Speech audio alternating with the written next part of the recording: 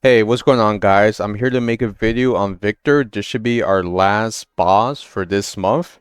So Victor, he has a gimmick where you have a little parry gimmick where you just have to parry based on his animation. You could do based on his red circle dot that appears right at the last second, or you can look at his frame animation to parry at that specific moment. I'll be going over it more, but mainly you want to parry a lot to get your destruction power buff. If you do like a perfect parry, you get like 4. If you do like a okay, maybe late parry, it'll be like 1 or 2. That's from what I could tell from, doing a couple runs of it. So right now I only have like really bad buffs. Couldn't even get any magical buffs at all. So I can still clear it either way. So this is the lineup I use. I use Ryan, Roland T, Arm S with her Spirit 10, Amy. You can do more damage with Lass instead of Ryan in here, but I went to do Ryan because you'll be able to have more survivability. So for people that don't have good defensive percentage relics, I was still able to clear Act 16 with messing up during the recording anyways. But if you're lacking damage input, you could just input Lass instead of Ryan and you'll have like a higher damage input depending on your relics. Because when I did a couple test runs with Lass, he was like, I would say like 15 seconds faster, maybe even more, and that was with me messing up on the parry mechanic. So I'll be going over what cards I'm using right now. I use the basic Hall of Heroes spread effect, like the Ellis's, Leviathan, Liar, Silver Knights, Victor, and the regular normal card. The only one you can change in the middle would be unique card. So I put Liar, unique card just for the skill attack damage increase, but everything else has to stay the same because on the spread effect, you can only, I guess you can only move the unique because these are like sandstones. Same with these. But yeah, that'll be it. If you don't have season 1 for these cards, you might want to get this one because it's really good for Hall of Heroes. So I'll just be going over the Ryan build. So he's max spirit and everything like that. His trance, I moved him to helper to help with the damage output. I doubt you'll have problems surviving Ryan at all because of his DO. And if you do, you could use this, but I honestly think it's not necessary because you rarely ever die on Ryan, like ever. So just stick that on helper. Chaser, it's still like the regular like mitigation build. So as long as he has prayer, blessing, and divine protection and impulse, you'll be fine.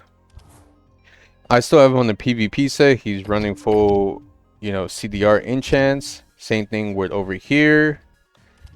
So for Ronin T, I have him on crit. The main reason I go crit is because you have Amy on 99% cooldown reduction with her ultimate. So you always want to have both your mages crit when you're paired up with Amy.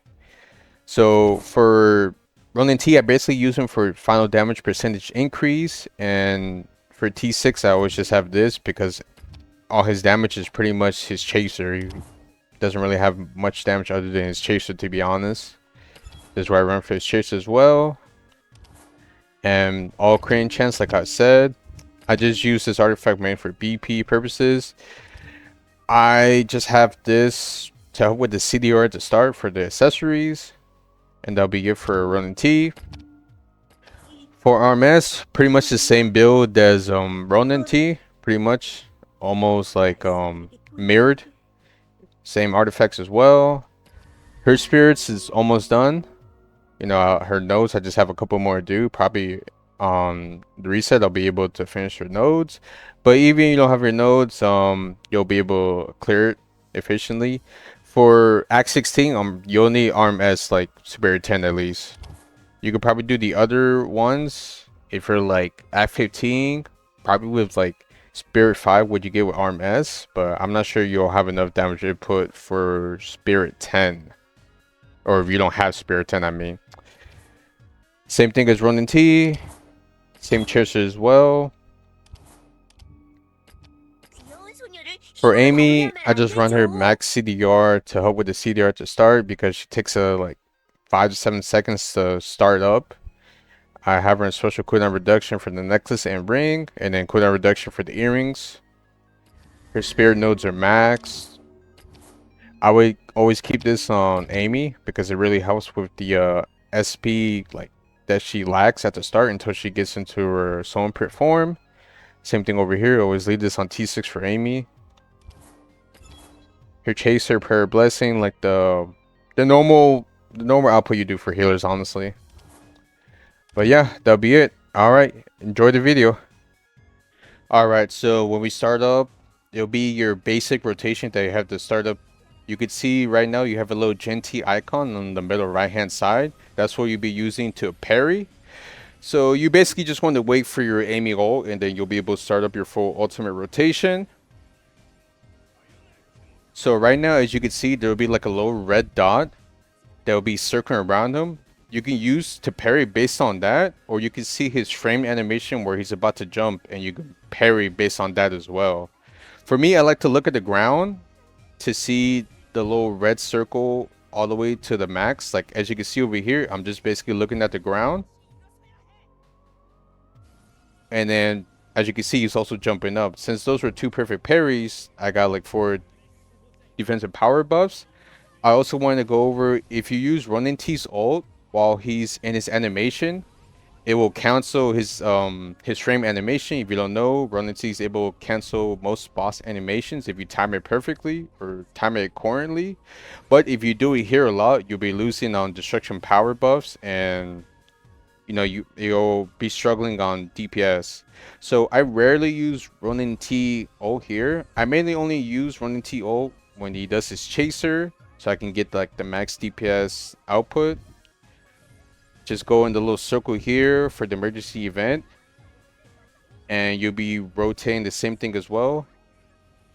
Cast a Gen-T parry right there. Cast another parry here. So you can honestly tank the pink like I guess move he's doing, because you have Ryan. But I'm not sure, for lower relics they might struggle. But over here you want to parry again.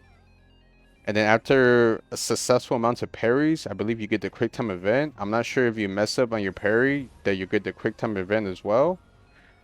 But if you want to do your Ronin T ult, I would do it when he's down after the quick time event and after does the chaser. As you can see, whenever you do ult, you can see his like his frames change, like his animation change. This was like a bad parry.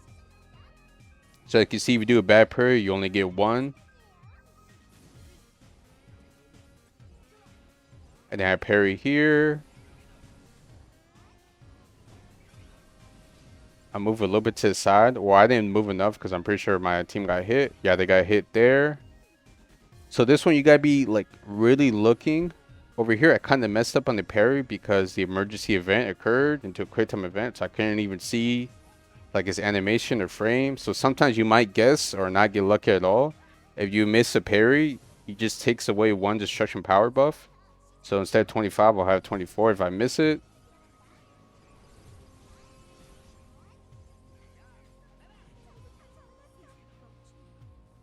Parry again. So basically when I parry, I just do like a split second before. As you can see, it's kind of a rhythm.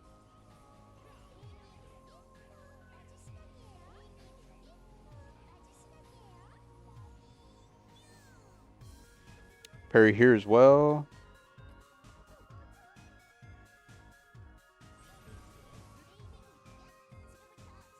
It's pretty straightforward. Once you master the parry mechanic, it's like pretty easy boss, honestly. He doesn't do much at all. Like, you don't really have to dodge anything. You just time your parry, and then it's like an easy boss. Like over here, I messed up for Ronin T's ult. I ulted too like early or late, so I wasn't able to parry. And then, you know, Ryan was able to save my team there. So by a parry here again, use Amy's ult, and then I'm about to parry here in a couple of seconds as well. There we go.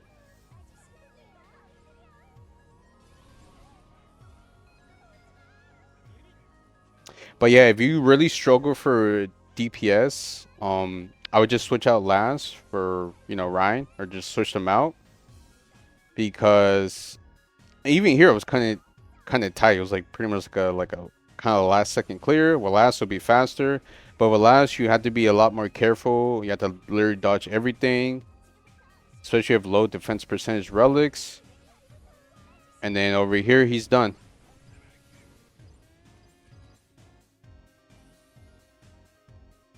Alright, here's like the graphs. Really, Running T was pretty much here for support, honestly.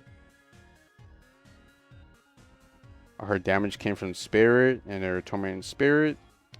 Honestly, I could probably put Running T on Helper, but I left him for Executioner, and then that'll be it.